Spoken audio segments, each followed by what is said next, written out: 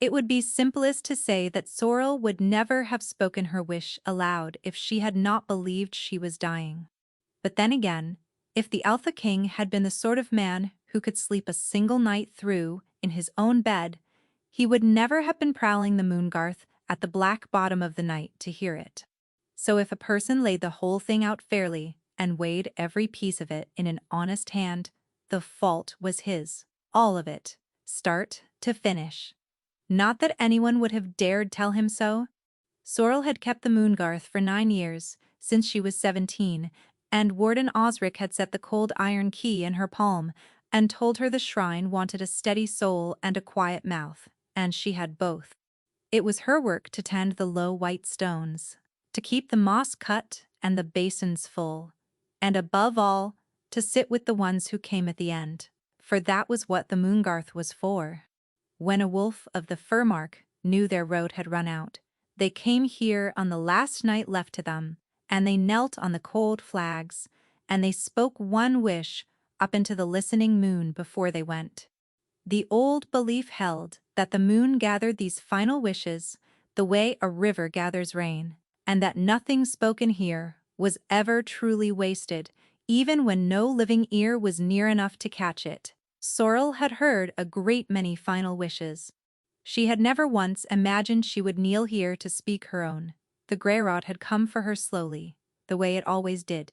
First the ache in the marrow, then the tiredness no sleep would touch, then the creeping, grey bruise along her forearm that spread a little wider each week. No matter what she pressed against it, she was a healer.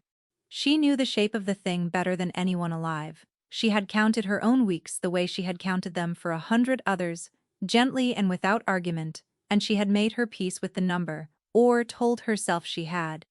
There was no one who would miss her long, that was the mercy in it. She supposed it was also the whole of the wound. So she waited for the low moon, when the shrine was said to listen closest, and she went out alone. The night was clear and bitterly cold. Frost had silvered every blade of the shrine grass, and the moon hung fat and near and terribly bright above the black line of the pines. So bright it threw her shadow long and thin across the stones. Sorrel knelt where the dying knelt. She folded her ruined arm against her chest, and because she believed with her whole heart that no one could hear her, no one in all the sleeping Furmark, she said the true thing at last. The thing she had never once let past her teeth in the daylight. "I do not want to be brave about it," she told the moon, and her voice cracked on the first word, and she let it crack. "I have been useful my whole life. I have been steady and quiet and good with my hands, and every soul in this keep has leaned on me, and not one of them has ever once looked at me and wanted only that I stay. I have never been wanted for no reason at all." She pressed the heel of her hand hard against her mouth and made herself finish it, because if she did not finish it now, she never would. "That is my wish," she said. "Not more years. Just to have been wanted, one time, as myself, before the end of me. That is all I ask. That is everything I have." The moon said nothing. Of course. The moon never did.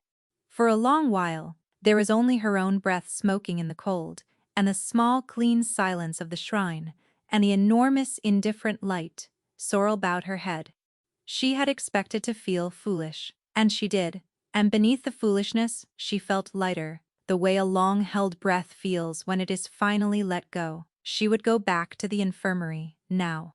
She would tend her stores and her patients, through whatever weeks were left, and she would never speak of this again, and no one would ever know, except that she was not alone.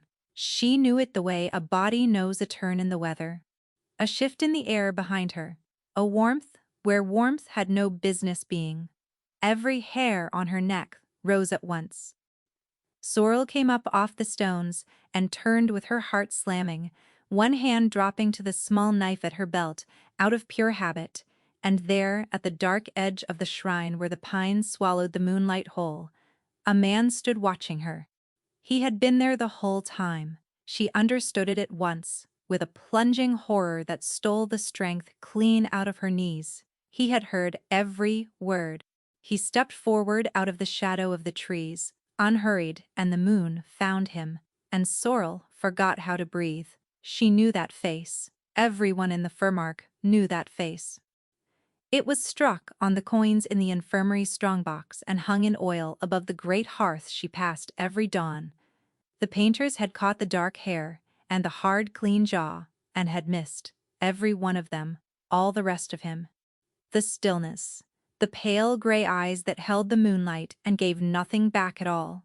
The plain, heavy weight of a wolf who had never once in his life needed to raise his voice to be obeyed. Corvin, the Alpha King of the Furmark, standing in her shrine at the black bottom of the night, as though he had grown there out of the frost. "Your Majesty," Sorrel breathed, and dropped, far too late, into the deepest bow her shaking legs would hold. "Do not," the king said quietly. His voice was low and unhurried, and it went straight through the cold like a lit coal laid against the skin. He did not tell her to rise. He only looked at her, and the look went on a beat too long, and there was something behind it she could not read at all. Then he crossed the last of the frost between them, and stopped close enough that she had to lift her chin to hold his eyes. And he said the one thing that no soul who ever spoke a wish at the Moongarth was meant to hear. "I heard you," Corvin said, "every word of it." He tilted his head, and the faint and terrible ghost of something that was almost a smile touched the corner of his mouth. "And the moon," he said, very softly, "heard me hear it." The light on the shrine stones changed. Sorrow woke with the gray light of morning in her eyes, and the unshakable conviction that she had dreamed the whole impossible thing. She lay in her own narrow cot in the corner of the infirmary, tucked beneath her own rough blanket, which meant that someone had carried her in from the cold. The last clear thing she held was the shrine, the moon, and her own cracked voice speaking aloud a thing she would trade a year of her short life to unsay. After that came the king, stepping out of the dark, the strange shifting of the light on the stones, and then nothing at all. She had fainted like a maiden in a bad ballad. She pressed both palms over her eyes and wished the floor would open and take her. "She lives," said a voice. Sorrel parted 2 fingers. Calla stood over the cot with her arms folded and her mouth set in the hard flat line that Sorrel had learned, across 6 years of working beside her, to dread. Behind Calla hovered young Wick the errand boy, and behind Wick 2 of the day nurses, every one of them staring as though she had grown a second head in the night. "Go and stare at someone else," Sorrel croaked. No one moved. That more than anything frightened her. Calla and Wick traded a swift, grim look with a whole conversation folded up inside it, and Sorrel felt her stomach drop through the floorboards. "What?" she said. "Whatever it is, say it." "You truly do not remember," Calla said. It was not a question. "I remember more than enough to be ashamed of," Sorrel said, and hoped with everything in her that it was the whole of what there was. "I spoke my wish to no one at all. I fainted in the cold like a child, and one of you was kind enough to fetch me in. That is the sum of it." "It is really not," said Wick, and then, catching a look from Calla, went scarlet. Calla crouched to the level of the cot, the way Sorrel herself did with a patient about to be told a hard thing. "I do not know a soft way to lay this down," she said, "so I will lay it down plain. You were not alone at the shrine last night. The king was there in the pines, and he answered you." The word "answered" dropped into the quiet, like a stone into a still, black pool. Sorrel went cold all the way through. "No," she said, to the memory more than to Calla, and the memory came anyway, dried up whole. "I heard you, every word of it, and the moon heard me hear it." The light. The impossible changing of the light that she had told herself was only a swoon coming on a wish spoken at the Moongarth on the low moon, witnessed and answered by another living soul, was not a prayer. It was an oath. Every wolf in the Furmark learned it at the knee, a moon-sworn bond, older than the crown itself, and no priest and no king and no power beneath the sky could cut one loose once it had set. I am oath-bound, Sorrel said, and did not know her own voice. To the king! To the king! Kala agreed, grim as a graveside. Sorrel sat up so fast the room tilted. She was a dying healer, with gray creeping up her arm, and no name worth the speaking, and by every law of the shrine, she was now bound, soul against soul, to the Alpha King of the entire realm. And then the truly cold thought arrived, the one that made all the rest look kind. They will say I did it on purpose. She watched it land on Kala's face in the same breath. Of course they would say it. Who kept the Moongarth? Who knew its every law and stone and season, better than any soul drawing breath? The healer. The quiet, steady, useful healer, who knew exactly which night the moon was said to listen closest, and who had somehow contrived to have the king of all the Furmark wander into her shrine at the 1 hour her wish could catch and hold him fast. Moon snaring. The old word ran, the snaring of an alpha into a bond he had never chosen. It was the blackest crime a keeper of a shrine could do, and the Furmark had a rope for it. I did not, Sorrel whispered. Kala, I swear it on the stones. I never knew he stood there. I know that, Kala said, jaw tight, but it is not me. You will have to make believe it. The door at the far end of the infirmary banged open hard enough to set the jars ringing on their shelves. A messenger stood framed in it, breathless, his cap crushed in both hands. Sorrel, he said, the warden wants you. Now. This very moment. Wick's hopeful young face folded quietly shut. A summons from Warden Osric. At this hour, in that flat, cold tone. Sorrel got up. She dressed with hands that would not stay steady. She went, because there was nothing else to do. And the whole long walk toward the tower, she rehearsed a defense. She did not believe herself, because Osric was the nearest thing to a father she had ever been given. And if even he should look at her the way the day nurses had, she could not make herself finish the thought. She never reached the tower. She was halfway across the frozen yard when the great horn on the gatehouse sounded, one long climbing note that stopped every soul in the keep dead where they stood. Sorrel's head came up. That horn carried one meaning alone: an arrival of the crown. And no one had cleared it. No one had run ahead to cry it through the yard, which meant it had gone clean over the warden's own head. And there was exactly one wolf in all the Furmark who could reach over the head of the warden of the watch. Footsteps came across the yard behind her, one set, easy, certain, coming her way and no other. The king had not summoned her after all. The king had come himself. The king crossed the yard, and the whole frozen world seemed to lean toward him as he came. Sorrel felt it before she had fully turned the air, drawing tight around a true alpha, her own tired wolf, lifting its head beneath her skin for the first time in weeks. In the dark of the shrine, hooded by night, he had almost let her forget what he was. Here in the raw gray morning, with the whole keep watching, he let no one forget anything. He filled the yard the way weather fills a valley. And though she had knelt beside dying men and steadied the hands of the highborn without once flinching, Sorrel found she could not hold his pale eyes for longer than a breath.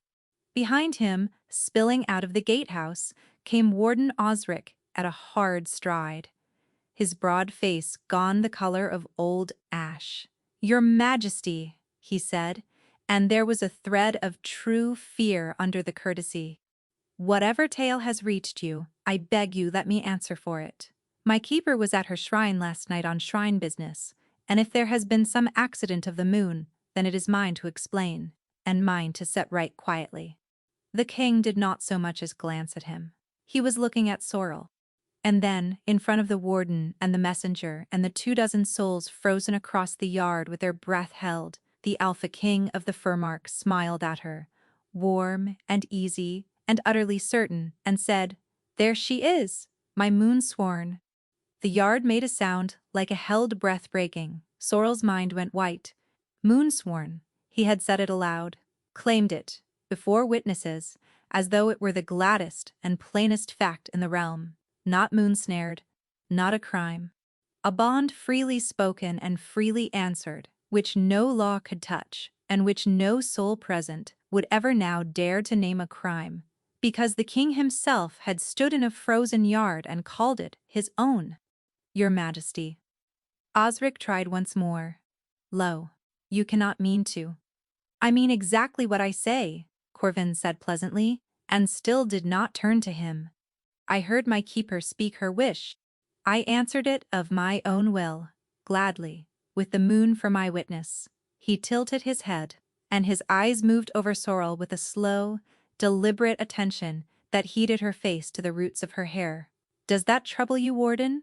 Sorrel could see plainly that it did, but there was no answer a wolf could make to that and keep his tongue, and so Osric bowed his ash-gray face and said nothing. And Sorrel understood, dimly, through her own reeling, that she had just been lifted clear of the gallows by the one hand in the realm that could do it, and she had not the faintest notion why, for it was a lie. Not the bond was real, she could feel it. Now that she knew, to look, a thin, warm thread strung taut behind her ribs that had not been there the day before, but his gladness was the lie. She had heard 10,000 true things spoken in that shrine, and knew the sound of them, and there had been no gladness in the king when he stepped from the pines. There had been something watchful and cold and counting. He had answered her wish on purpose. He had bound himself to a dying stranger on purpose. And a wolf did not do such a thing gladly, he did it because it bought him something. The question was, what? Might I have my keeper to myself a moment? The king said. It was not truly a question. Osric bowed and withdrew, and the watching servants scattered like startled birds. And then impossibly, Sorrel stood alone with the Alpha King in the middle of the yard, the cold biting straight through her thin healer's smock.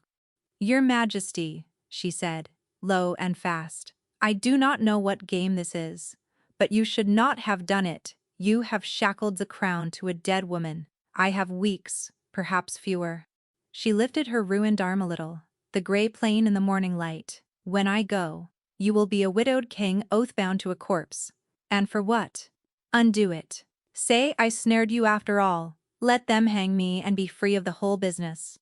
It would be cleaner for you. Something flickered behind the pale gray eyes, quick and gone.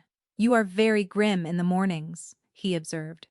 I am very dying in the mornings, she said, before she could stop the words, and to her horror, the corner of his mouth twitched. Then we had best not waste them, Corvin said. He stepped closer and dropped his voice so that it reached her and no one else, and all the easy warmth went out of it, and what was left was quiet and hard and real. Listen to me, keeper. A wish answered on the low moon does not simply sit and wait to be honored. It sets, or it sours. He let that land. If the bond between us is not sealed true by the next turn of the moon, 28 nights from the last, then it turns on the one who spoke the wish, and it burns the life clean out of her. He looked at her arm, at the gray creeping over it. You are not dying of the rot alone now, Sorrel. You are dying of me as well. And I am the only soul living who can stop it. The thread behind her ribs pulled tight and cold. Then his court face slid smoothly back into its place, the warm and careless mask, and he stepped away and lifted his voice for the yard to hear. I will send for you tonight, he said lightly. Wear something warm against the cold. And then he turned and walked away across the frost, unhurried, a king with all the time in the world, and left Sorrel standing alone, with a bond she had never asked for, a clock she could not stop, and the cold sure knowledge that the man who now held her life in his hand had not told her one true thing about why. He sent for her at the 8th bell, and Sorrel went to the king's table like a woman walking out to her own hanging. The room was small and warm and private, a fire banked high, a single long window black with night. Corvin rose when she came in. which no king had any business doing for a healer. She sat the way she sat at a deathbed. Careful, watching the hands. You have not touched a thing, he observed, when the servants had gone and the pheasant on her plate had gone cold. I am waiting to learn why I am here, Sorrel said. To eat, said the king. No, she said. You do not throw a keep into an uproar and call a dying stranger your moon-sworn because you wanted company at supper. You want something. I have watched men want things my whole life, and none are subtle about it at the end. So say it plainly. What do you want from me? For a moment he only regarded her, chin propped on one hand. You are not what I was told to expect, he said softly. And what were you told? A quiet mouth? The warden's own words, when I asked him after the keeper of the Moongarth. He tilted his head. He forgot to mention that the quiet one bites. The mention of Osric set a small, cold stone in her chest, though she could not have said why. She put it aside. Then let me guess, and tell me where I stray. Kings do not walk their own Moongarths alone, at the low moon with no guard and no torch. You went there looking for something, or hiding from it. And when a broken healer handed you a bond you could use, you closed your hand on it. Because a moon-sworn keeper is a woman you can keep at your side and never explain why. Go on, Corvin said. He had gone very still. I cannot, she admitted. That is as far as the road runs. But here is the thing I came to say. Since you wasted good pheasant getting me to it, your people are dying, your majesty. Not in war, not in famine. In my infirmary quietly, one at a time, of a wasting no healer in the Firmark can name or turn back, and it is spreading. I have counted 11 this winter, 11, in a keep that buried 2 such deaths in all the 10 years before. And no soul above the infirmary door has once asked me why. The lazy charm did not fall away so much as sharpen. The way still water sharpens when a hawk's shadow crosses it. Show me, he said. Sorrel blinked. What? Show me, the king said again, and rose, and there was nothing careless left in him at all. You say my people are dying, and no one above your door has asked. I am above your door. Show me the records. Tonight, she had meant to shame him.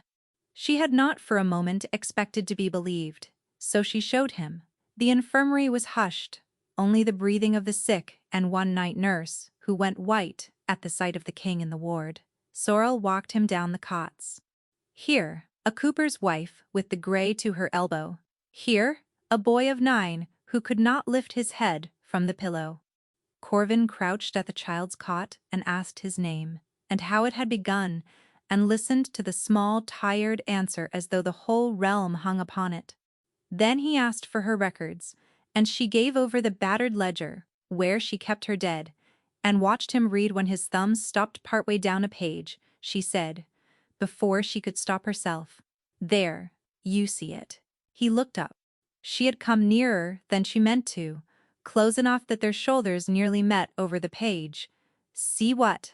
They are not scattered. She set her fingertip beneath the names. Every one of them drew their winter stores from the east cellar. Every single one. The keep has 3 cellars, your majesty. Only the east has buried its people this year. Her voice had dropped without her leave. Whatever this is, it is not weather, and it is not ill luck. For a long moment, Corvin did not move. Then he closed the ledger, very gently, as though it were a wounded thing. And who holds the keys to the east cellar? He asked. His voice had gone quiet and level, and it was the levelness that frightened her, for it was the same he had worn calling her his moon-sworn in the yard. The warden of the watch, she said slowly. Osric. Something passed behind his eyes, and was gone. Then, take what your sick need from any cellar in this keep, he said, straightening, and answer for it to no one living but me. He was still looking at the ledger. If a wasting is crawling out of that storehouse keeper, I want it known before another child cannot lift his head. Quietly, she agreed, and did not know she had chosen a side until she heard herself say it. They crossed the physic garden on the way back, the short path to her still room, between the black beds of nightshade and foxglove and the low stone wall. The moon had gone behind cloud. Sorrel could have walked that path blind, which was why, 3 steps in, some old animal part of her stopped dead. A wrongness in the dark, a shape against the wall. The wind did not move. Down, she said, and shoved the king of the furmark bodily into the foxglove. The crossbow quarrel passed through the air where his throat had been and buried itself in the doorpost, with a sound like a fist on wood. Then they came out of the dark all at once. 3 of them, blades low, faces bound in black. Sorrel had no sword, and had never wanted one. What she had was a healer's satchel, and a healer's terrible knowledge of exactly where a body comes undone. She met the first as he closed, caught his wrist the way she caught a thrashing patient, and drew her lancet across the inside of it. He shrieked and dropped his blade, because a hand will not hold what its cords no longer answer. The second she took with a fistful of still-room lime flung into his eyes, and while he clawed at his face, she put her knee where a knee does the most lasting harm and left him folded on the stones. The third went past her, straight for the king. She did not think. She threw herself into its path, and the blade meant for Corvin's heart opened her forearm instead. A long, bright line of fire, straight across the gray. She cried out, but she was already inside the man's guard with her lancet, and this time she did not aim only to wound. A nightbird called from beyond the wall. It was not a nightbird. The 2 still standing broke off at once. Not scrambling, not panicking, falling back together in good order.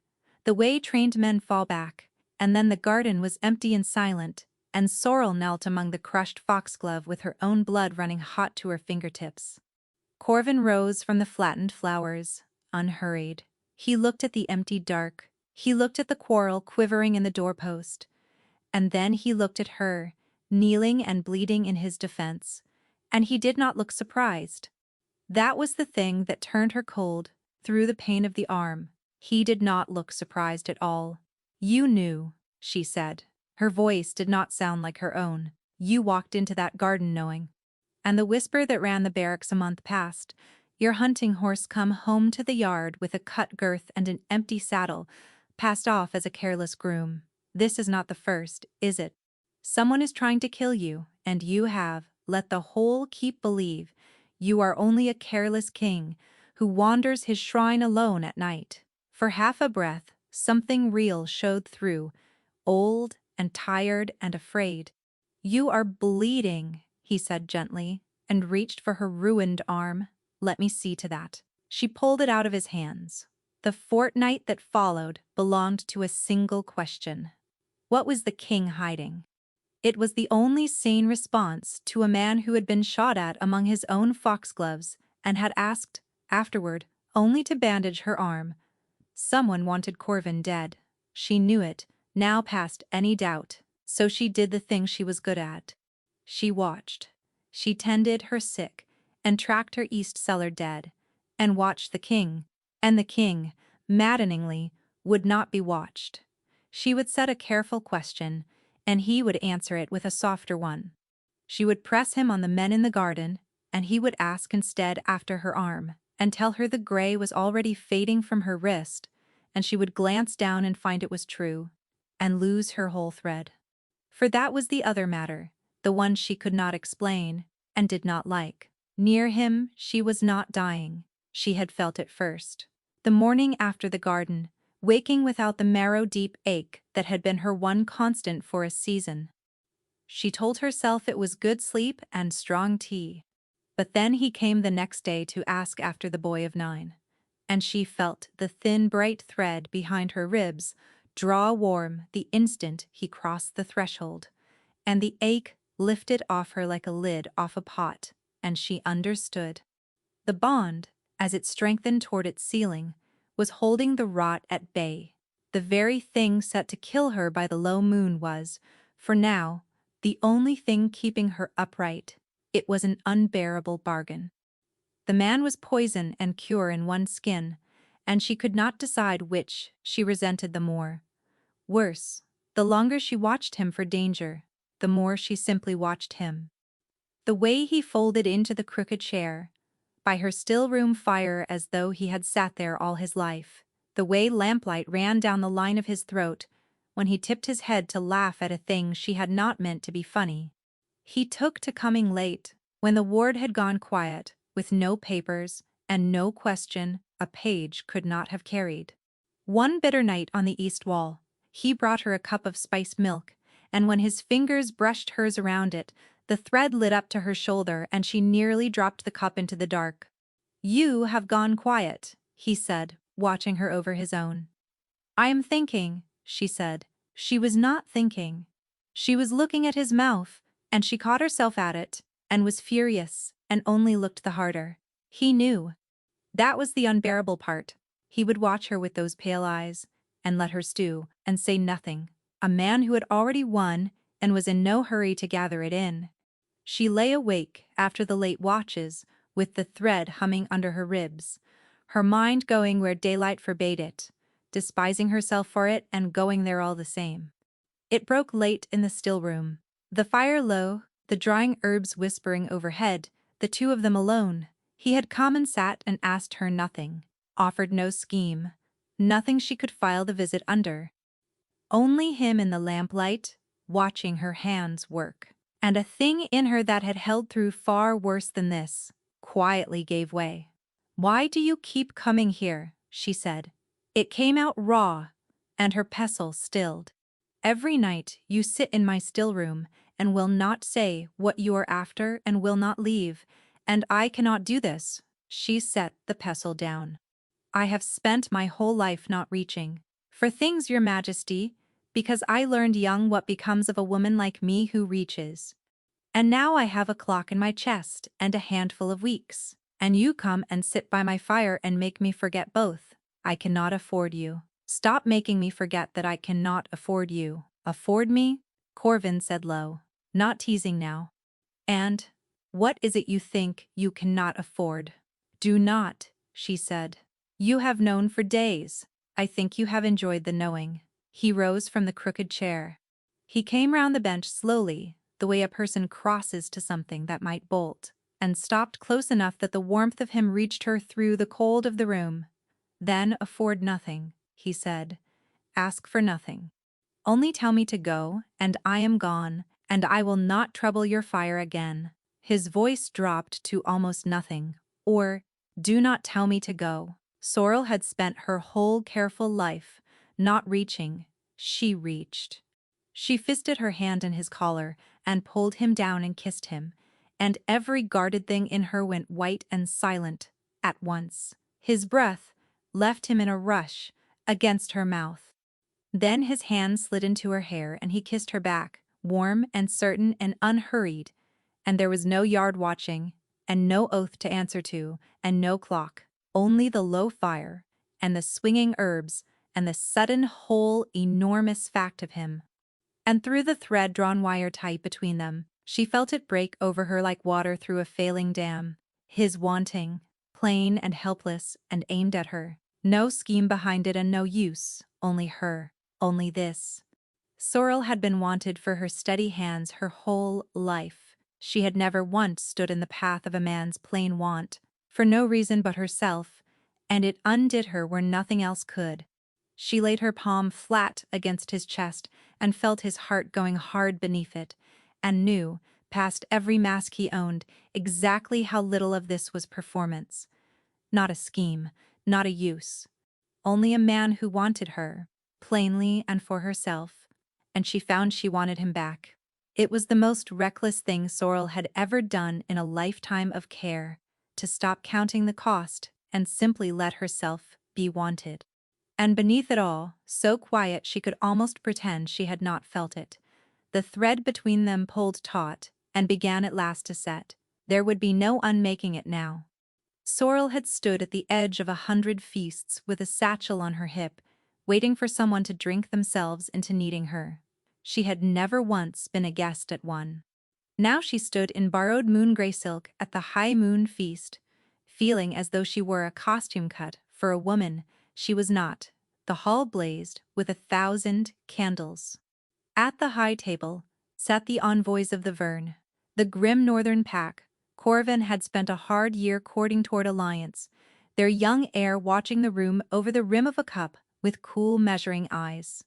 A wrong word tonight, Sorrel had gathered, and the alliance died, and the northern border died with it. The king moved among them and made it all look like nothing. Then he found her across the room and smiled, slow and private. The smile he had given her at dawn when she woke in his bed with the gray gone quiet in her arm.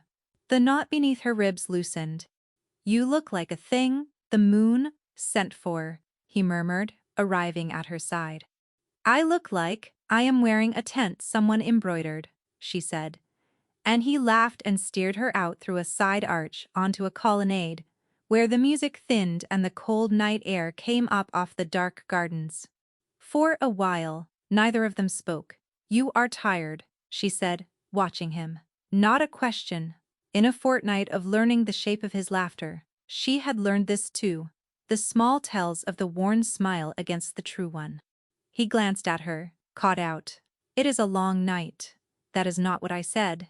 He looked out through the arch at the turning dancers. For a moment she thought he would deflect again, the way he deflected everything.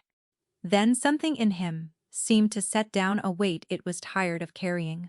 "I was crowned at 19, he said quietly. A boy with no notion of what he was doing and a hall full of wolves waiting to see him falter. So I learned a trick. I learned to be a mirror, to show each of them the king they most needed to see, so that not one of them ever looked hard enough to find the boy who did not know." He turned the cup slowly in his hand. "I have held that mirror up so long, Sorrel, that some nights I cannot tell you what stands behind it, or whether anything does." "Corvin," she said.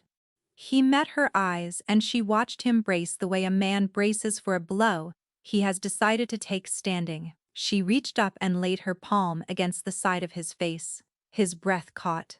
The mirror cracked. "There is something behind it," she said quietly.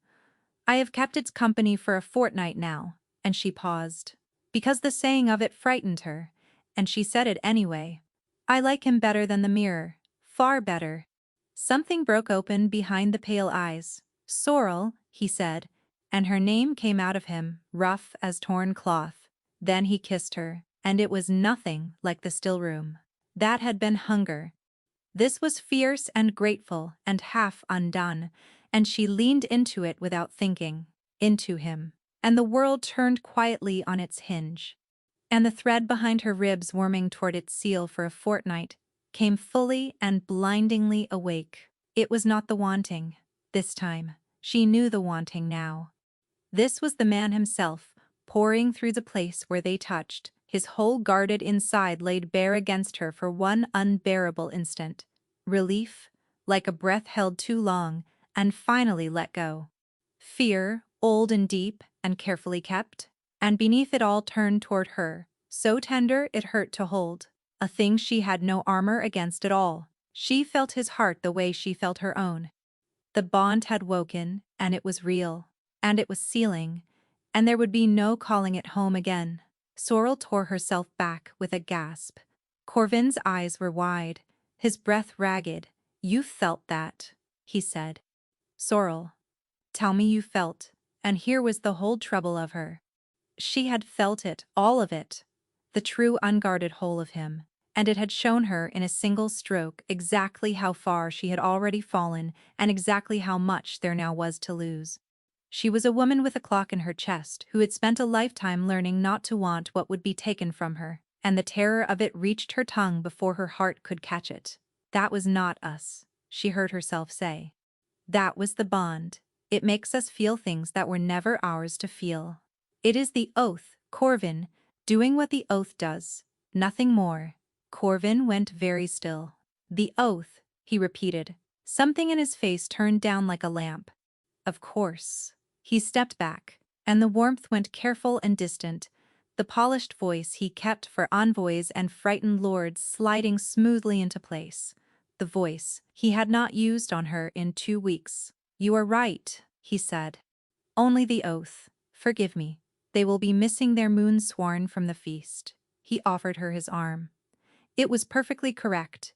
There was a whole cold country in it now that had not been there a minute before. And Sorrel took it and hated herself, and could still feel the ghost of his heart beating against her own, and had no idea in the world how to tell him that of everything she had said beneath the moon, since this began, that was the one true lie. They went back into the light and the music, and Corvin was the mirror. Again, flawless, and only Sorrel could feel the cold coming off him. Through the thread she had lied to him about, she should have gone to her infirmary. Instead, she stayed at the wall, in her borrowed silk, and watched him work the room, because a healer learns to watch the things she is afraid of. And so she was watching when the servant came.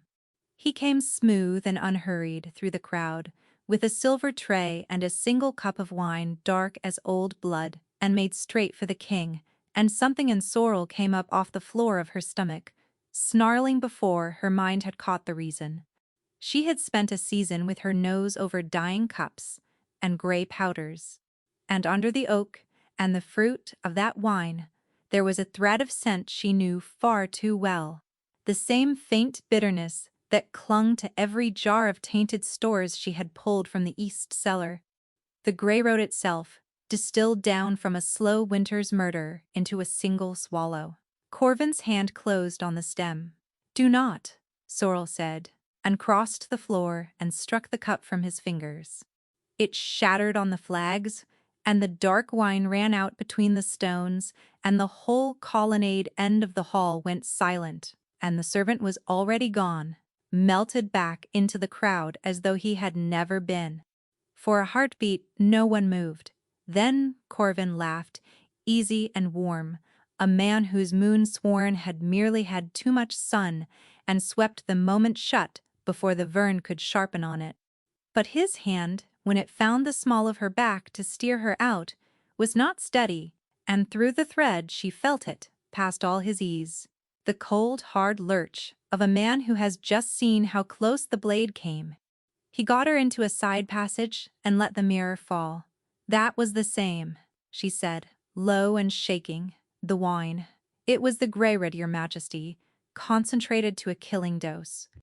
The thing that has been wasting your people one slow spoonful at a time was just poured neat into your cup at your own feast. It is all one hand, the sick in my ward and the men in the garden, and that cup, one hand." "I know," Corvin said quietly. "You know." She stared at him.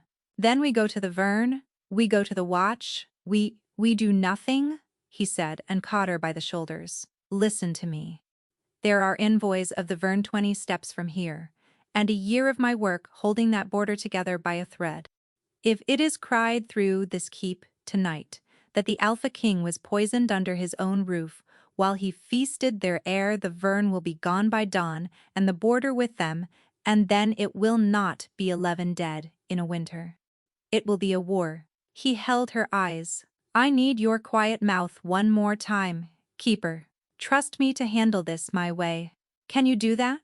Every part of her that was a healer, trained to name the wound and drain it clean, said no. But she could still feel the ghost of his true heart from the colonnade, and she heard herself say, "All right, I promise."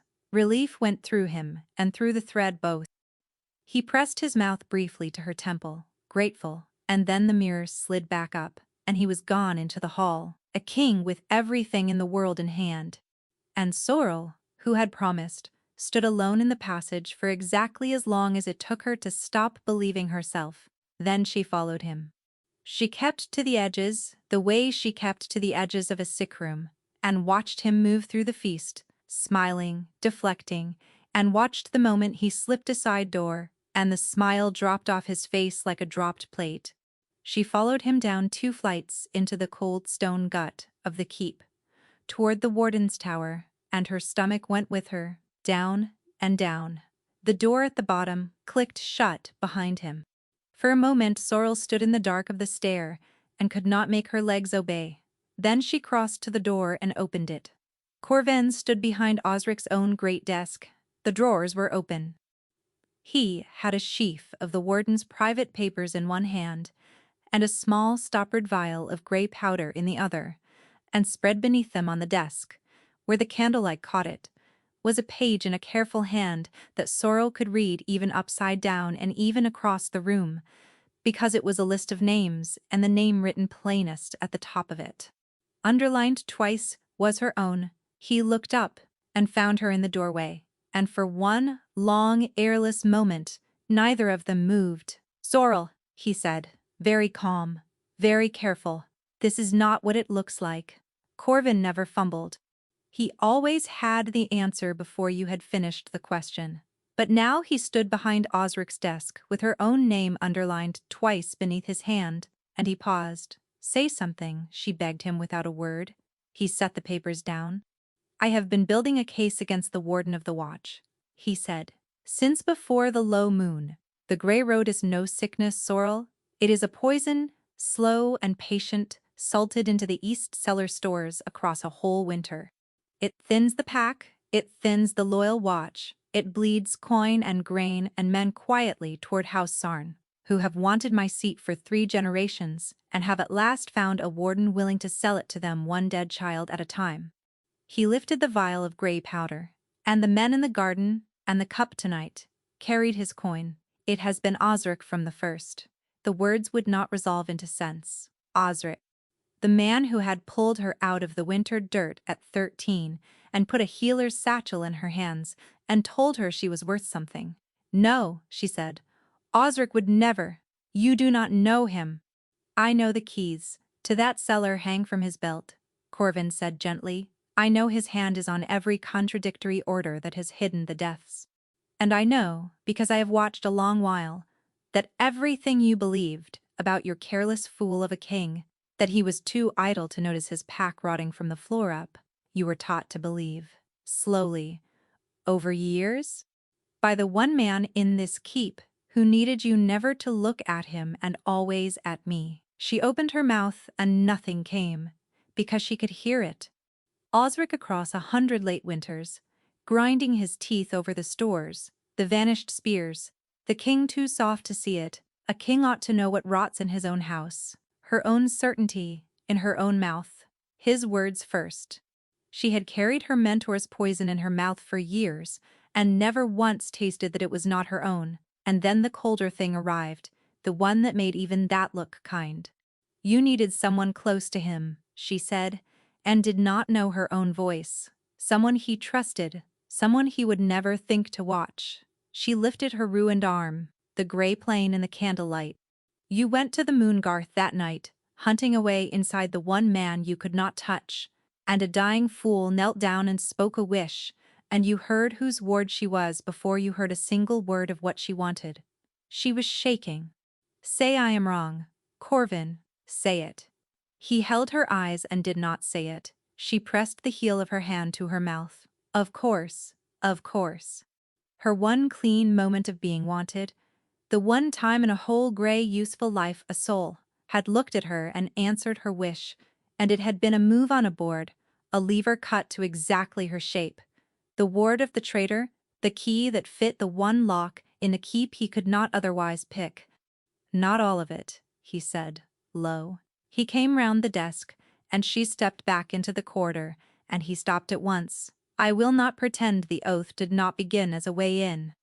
But it stopped being that, Sorrel, weeks ago, in a still room, and you know it, because you felt it on a colonnade tonight and called it a spell to keep from feeling it." "Why did you not simply tell me?" she said.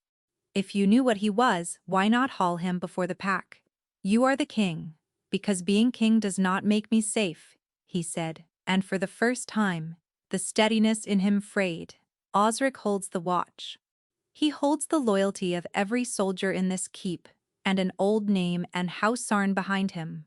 If I had seized him on a suspicion, with no proof, one wolf could not argue away.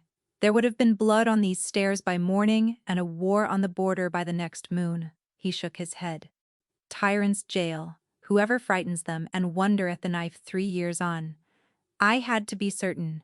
I could not move until I had a thing not one soul alive could call a lie. It was a good answer. That was the worst of it. It was a good answer, and she hated it for being one. "You should have told me," she said. her voice breaking. You watched me put my own body between you and a blade. You watched me bleed into the foxglove for you. And in all of it you never once told me the truth of why I was there. He looked at her, and when the answer came, it was barely a breath. Because I did not think you would believe me, not against him, and I was right, was I not? Even now. It landed like a slap because it was not wrong, so she reached past it, the way you reach past a wound too deep to touch to the older one underneath. There, said the quiet voice that had always lived in her.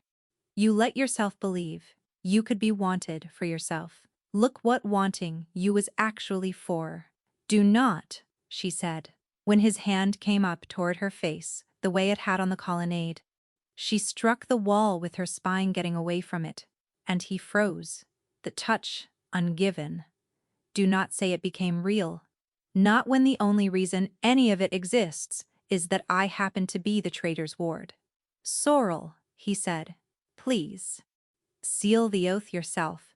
Then, if you can, she said and did not look back. You are the king. You can do anything. She stepped out into the dark of the corridor and left him standing among the proof of everything, with her name underlined twice on the desk behind him, and the thread between their ribs pulled so tight and so cold, she thought it might cut her in two before the low moon ever got the chance. It was all a lie. She pressed the heels of both hands to her eyes, hard enough to see sparks. She had been a fool, and into the middle of that thought, out of the dark of the corridor, came the one voice in the world she had trusted longest. Sorrel. Osric stood 10 paces off, half in shadow, as though he had been waiting there. And before she could think better of it, she was moving toward him, because he had pulled her out of the winter dirt at 13 and made her into someone who could stand on her own 2 feet. And she was not standing very well just now. His broad hands came down on her shoulders. What has happened? He said. You are white as bone. And because it hurt too much to hold, she let it fall out of her. It was all a lie, Warden. The king never wanted me. He used me to get inside your papers. I was only a way in. Osric's ash-gray face softened. I know, he said gently. I hoped to spare you the knowing. I am sorry, girl. He had known. Then from the first, everyone had known but her. But it is worse than you think, Osric said low, and his jaw went hard. The wine at the feast, the poison in your ward all winter, it is his sorrel. The king's own hand. He has been culling the pack himself, thinning the wolves who might stand against him, frightening the Vern into an alliance they would never sign freely, and blaming it on a phantom in my cellar. And he bound you to himself for one reason only, to keep the one healer in this, keep who could read the poison too close to ever cry it aloud. Sorrel went very still, and there it was. She knew the shape of a true thing. She had heard 10,000 of them in her shrine, and she had felt the truest of all pour through the thread on a colonnade, the whole real guarded heart of a man who had crouched at a dying child's cot and asked his name. This was a thing built to fit her wound exactly, and things that fit a wound that neatly were made, not found. The grey rot came from the east cellar. She had traced it herself. The east cellar keys hung from Osric's own belt. The men in the garden had fallen back on a hunter's call, the call the watch used, the watch that answered to Osric. And no poisoner alive salts a slow death through a whole winter, and then hands the antidote a healer at his own side. It was Osric. It had always been Osric, and he was lying to her face in the dark, with his hands on her shoulders, and the man who had lied to her all along, it turned out, was the one who had never once told her a lie until now. Every instinct she owned reached for the truth of it, and every instinct she owned she smothered, because Osric commanded every blade in this keep, and she was one healer in a corridor, and a truth spoken too soon is only a warning to the guilty. So she let her face crumple, which cost her nothing, because it wanted to. What do we do? She whispered. Osric's eyes sharpened with something that was almost tenderness and was really only use. We go to the Vern, he said before he can dress it up. A king who would poison his own pack is unfit to sit, and there are good houses ready to steady the realm when he falls. House Sarn, chief among them. He drew her in against his side. But it cannot come from me. I am only the old warden. They will call it a grab for his chair. It has to come from someone. The whole room will believe. His voice went soft, almost kind. The king's own moon sworn. If you stand before the Vern and tell them you saw the poison in his hand, not a soul in that chamber will doubt a word. Sorrel made herself nod against his shoulder, slow, like a woman with nothing left. And underneath the nodding, cold and clear and steady as a surgeon's hand, she began to lay her trap inside his. They walked, and it was the longest walk of her life. She had to carry herself into that chamber and turn Osric's trap inside out, with nothing in her hands but her own word. And if she misjudged a single breath of it, the border went to war, and the man she loved went to the block, and she was not certain, even now, which of those she could least survive. The Vern had taken the East Council Room, all cold grey stone and colder grey faces. Their young heir sat at the head of the long table, chin on fist, watching. And Corvin was there, on his feet, by the window. And when Sorrel came in at Osric's shoulder, his whole face lit for half a heartbeat before he saw who she walked in beside, and the light went out of him like a snuffed candle. He thought she had come to bury him. I am sorry, she told him, with no words at all. I should have believed you. Envoys of the Vern, Osric began, bowing his grey head. It grieves me past speaking to bring this before you. But your alliance is being bought with a poison, and the hand that pours it wears a crown. He laid it out smooth as poured oil. The wasting and the pack. The cup at the feast. A king culling his own to frighten the north into terms. And then, the turn, the blade of it, you need not take an old warden's word. The king's own moon sworn stood witness. She has every reason on earth to shield the man she is bound to. He turned, and the whole cold room turned with him. To Sorrel, by the door. Ask her, keeper. Tell their heir what you saw the king do. Every face in the chamber swung to her. The Vern heir, leaning in. Osric, certain of her already counting as win. And Corvin, who believed she had come to end him, and stood very straight to take it. Sorrel looked at the heir of the Vern. I saw nothing of the sort, she said, because none of it happened. The room drew tight as a bowstring. The warden tells you, the poison is the king's, she went on, before Osric's face had finished changing. But I am the healer who traced it, and it came out of one storehouse in this keep, the East Cellar, and the only keys to that cellar hang from the warden's own belt. He tells you the king poisons his pack to frighten you. But there have been 3 attempts on King Corvin's life this winter. One of them before your very envoys arrived, all by men who fell back on the watch call at the whistle, the warden's own watch. And tonight, at the feast, poison was poured into the king's cup, the same grey death that has been salted through his people all winter. I struck it from his hand myself. She lifted her chin. You are asked to believe a king has been murdering himself. Search the warden's tower and the east cellar. Now, while he stands here and cannot reach them, and see whether you find the coin of House Sarn and a vial of grey powder, or whether you do not. This is madness, Osric said, and his voice cracked down the middle. She is distraught. The king has broken the poor creature's mind. Then a search costs you nothing, said the Vern heir quietly, and lifted one hand to the guards along the wall, and Osric's grave old face came apart. The father who had pulled her from the dirt was gone, and what stood in his coat was only a cornered thing. He moved fast for a man his age, faster than any of them looked for, straight at her, and she saw the blade slide from his sleeve, half a breath before it reached her. Sorrel. Corvin's voice, raw with terror, across the room. But this was the one thing in the whole night she truly knew how to do. She did not meet the blade with strength she did not have. She met it the way she had met the men in the garden. The way a healer meets a body. She caught the wrist as it came, turned it against the joint, the way a joint does not wish to go, and drew her lancet clean across the tendons on the inside of his arm. And his hand simply stopped answering him. The blade rang on the stone, and as he staggered, off balance and gasping, the stoppered vial in his breast pocket tumbled loose and shattered across the council table, and a fan of fine gray powder spread out, plain, across the pale wood in front of the envoys of the Vern. The gray rot in the warden's own coat spilled at last into the light. The guards had him before he found his feet. Sorrel stood over him with the lancet still in her hand and her heart going like a hammer.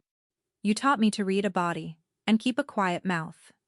Warden," she said low, "only for him, you should have remembered. I can do both." Then they hauled him up and dragged him out, and it was done. The Billionaire went to their envoys, the Alliance saved, the poison plain on the table for every northern eye to see. The guards took Osric down toward the old cells. And then, in the emptying chamber, it was only the two of them. Corvin had not moved. He was looking at her as though he had never seen her before. "You saved me," he said. "Even after what I did to you, you still—" "I came to stop a traitor," Sorrel said flatly. That is all it was. The light in his face guttered. "Sorrel, the oath. It is real. You felt it on the colonnade. I know that you did. It does not matter whether it is real," she said, and made her voice as cold as the stone. "I stood up in that room because it was the truth, and because a poisoner had his keys on my dead. Not one breath of it was forgiveness. You made a lever of me, Corvin. You cut a bond to the exact shape of the traitor's ward and called it fate. A sealed oath does not unmake that." His hope drained out slowly, the way blood leaves a face. "Sorrel, I love you," he said. "I do not care how it began." That, she said, does not change what it was built for. And she turned and left him, standing alone in the cold gray chamber, with the poison still spread across the table between them, and did not let herself feel the thread scream until she was well down the corridor, and no one living could see her hand pressed to her chest. The low moon came and went, and Sorrel did not die. She had braced for it, the night the oath was meant to sour and burn the life out of her, and instead she woke to a still gray dawn with her breath easy and the ache gone quiet. The rot along her arm had stopped its crawl. She was healer enough to read why. The east cellar had been dug out to the bare stone, every tainted jar burned, the slow poison that had been killing her all winter along with the rest cut off at the root. And the oath, half sealed in one true moment on a colonnade and then clamped shut with all her strength, had held just enough to keep the residue at bay. She was not cured, she was not dying. She hung, like the bond itself, somewhere between. By the turn of the season, she was high physician of the Furmark, with the whole pack's healing under her hand, and the Moongarth restored beneath her, a seat that a year before she would not have dared to dream of standing near. She was good at it. She had always known she would be. The king had done all of it. The cellars cleaned, the watch made honest, the rot cut out of the keep by the roots, and the pack had begun slowly to love him for it. And he had spent the whole of that same season trying to win her back. The supplies came first. A month after the trial, she walked into her infirmary to find it stocked, as it had never once been stocked in 9 years. Every empty peg filled, every requisition she had begged for and never received, simply there, waiting. She sent no thanks. He tried the council next. She sat at the high table twice a week now, and he was always across it, and he would catch her eye, and his whole face would do something hopeful and undefended, and she would look back down at the tallies of the sick. Then came the letters. 2 and 3 a week, in his own hand, some short, some running down whole pages, some not about her at all, a posting, a dispute over pensions for the widowed watch, as though her honest word on it were still worth something to him. She did not answer one. By the 4th month, There were more than 40 of them in the locked drawer of her still room, unanswered and unburned, which told her more about herself than she cared to know. The bond did not help. Leave a bond open and it deepens. Keep it shut and it aches, and hers ached, a low patient warmth under her ribs that would not wither however hard she starved it. Calla told her to talk to the man. Wick, grown half ahead in the season, told her the king had fixed the back pay and written her how many letters now. By the 5th month even, they had given up gentleness. You are both miserable, Calla said, and the rest of us have to stand here and watch it. Sorrel set down her pen and said she had been made a lever once and was not queuing for a second turn, and that she was a good physician and would like to be left to it. Calla looked at her a long moment and did not believe a word. Then, one night in the 6th month, a letter came that was different from all the rest. Sorrel, it read, you have made yourself plain, and you have every right to it. I turned the truest thing either of us has ever had into a tool, and no number of letters unmakes, that you deserve to be left in peace, and so I will leave you in it. I will not write again. Be well, Corvin. She read it twice. This was the thing she had wanted from the first, so she could not understand why it sat in her chest, like a stone going down a well. He kept his word. No more letters, no more filled pegs left quietly in the night. When they passed in the corridors, he inclined his head, physician, even and courteous, never cold. Only done. This is what you wanted, she told herself, and did her work, and did it well. And every single night, the warm, patient thread under her ribs stayed exactly where it was, and would not fade until the knock. Wick came into her still room, white to the lips, Calla at his shoulder, the same gray color, both of them wearing the faces of people who have made a very large mistake. What? Sorrel said slowly. What have you done? He is gone, Calla said. The king. Not in his chambers, not in the keep, not anywhere.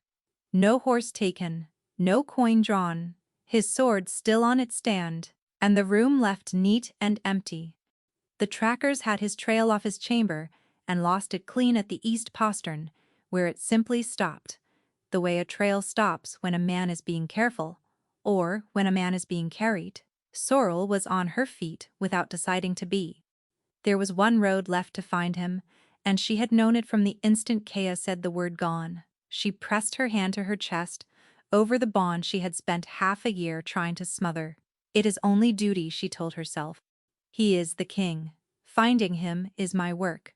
It was not only that, and she knew it, and she opened the bond. Anyway, opening the bond after half a year of starving, it was like throwing a shutter wide in a gale. It hit her all at once. Sorrow first, deep and bottomless. The twin of the one she had carried under her own ribs for 6 months. Then a raw scald of something turned inward. An anger with nowhere to go but the self. And beneath it, loose and swimming and slow, his thoughts coming unmoored and drifting, the unmistakable heavy tide of a man who has been drinking, to drown exactly this, not carried then, not taken. Careful, the trackers had said, and they had been right and read it wrong. He had slipped his own keep on purpose, alone, on the low moon, and there was only one place in all the Furmark. A wrecked and grieving king would go on the low moon. Sorrel was running before she had finished the thought, out through the postern and up the frozen path, with the bond hauling her on like a rope drawn taut, past the black pines and into the moongarth, where the moon hung fat and near and terribly bright over the low white stones. And there, kneeling where the dying knelt, was the Alpha King of the Furmark, coatless in the cold, an empty bottle tipped over on the flags beside him, talking earnestly and at considerable length up into the indifferent moon. She stopped at the edge of the pines, in the dark, where he could not see her, exactly where he had once stood. I know how this is done, he was telling the moon, his voice gone loose at the edges. I have watched her do it. You speak the true thing, the one you would never say by daylight, and you trust that even if no living soul hears it, it is not wasted. He laughed, low and bleak. So, Here is mine. He tipped his head back. I have been a mirror since I was 19. I have shown every wolf in this realm the king they needed, and not one of them ever once looked behind it, and I told myself that was safety. His breath smoked in the cold. Then one plain, furious, dying healer looked straight through the glass on the very first night, and told me she liked the man behind it better. And I was so afraid of losing her, that I lied to keep her. And I lost her anyway, which is precisely what I deserved. Sorel could not move, could not breathe. I do not want more years, he said to the moon, and it split her clean down the middle, because they were her own words. Worn a season and turned inside out. I do not want the crown, or the north, or any of it. I want the one soul who saw me to look at me like that again. That is my wish. That is the whole of it. He bowed his head, and I know she cannot hear me, which is the only reason I can bear to say it. For a long moment there was only his breath and the enormous quiet light. Then Sorrel stepped out of the pines. He came around at the sound, unsteady, and saw her, and his ruined, miserable face cracked open into something so nakedly glad it was almost unbearable to look at. "Sorrel," he breathed. "I heard you," she said. Every word of it. And she crossed the frost to where he knelt, and stopped close enough that he had to tip his head back to hold her eyes, and gave him back the thing he had given her on this very ground half a year before. "And the moon," she said softly, "heard me hear it." Something moved through the bond between them, wide open now on both sides for the first time, and she felt the low ache of the rod loosen its grip on her arm as the thread pulled warm and whole. He felt it too. She watched him feel it. "Then, ask me," he started, thick with drink and hope, reaching for her hand. "Ask me, or let me ask you. I have forgotten which of us." "You are drunk on a shrine floor, Corvin," she said. She caught him by the shoulders before he could tip into the stones, this great, warm, helpless weight of a king, and found she was not letting go. "Ask me again," she said low, "at the next low moon. Sober, in your right mind as a man, and not a bottle, and not an oath. Speak your wish to me, and mean every word, and we will find out together what the moon does with it."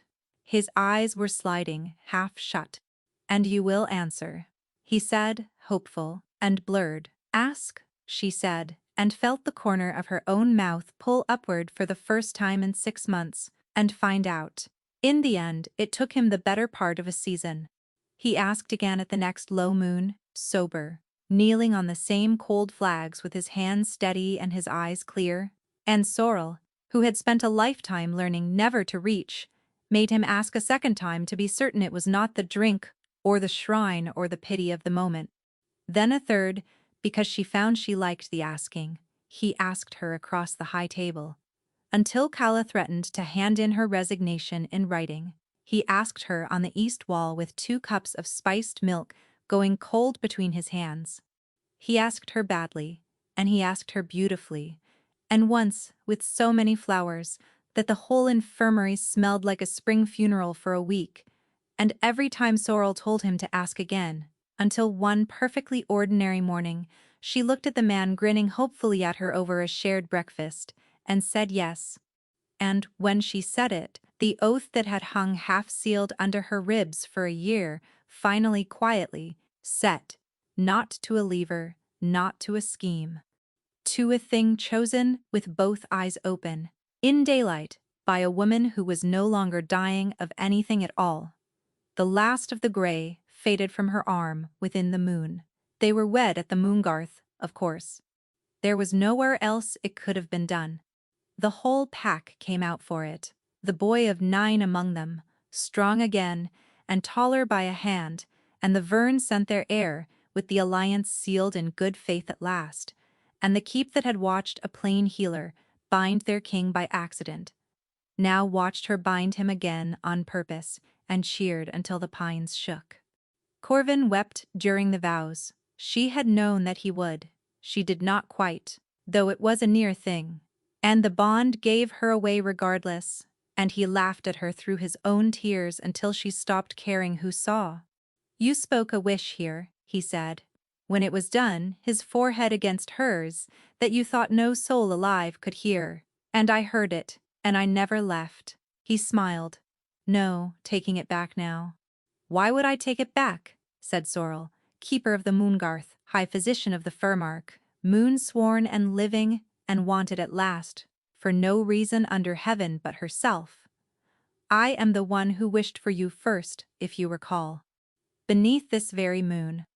This thing you never meant to do, Corvin said. She kissed him, and for once, did not argue the point. And if you had asked the pack whose fault the whole impossible business was, the drunk king and the dying healer, and the traitor dragged out by his own spilled poison, they would have told you it began the night. A woman knelt alone, and spoke to the moon. But you and I know better. It began the night a sleepless king could not stay in his own bed, and went walking where he had no business walking, and heard a thing he was never meant to hear. So really, when you weigh it out fairly, the whole of it was his fault. Every last thread. He would not have argued either. He got exactly what he wished for,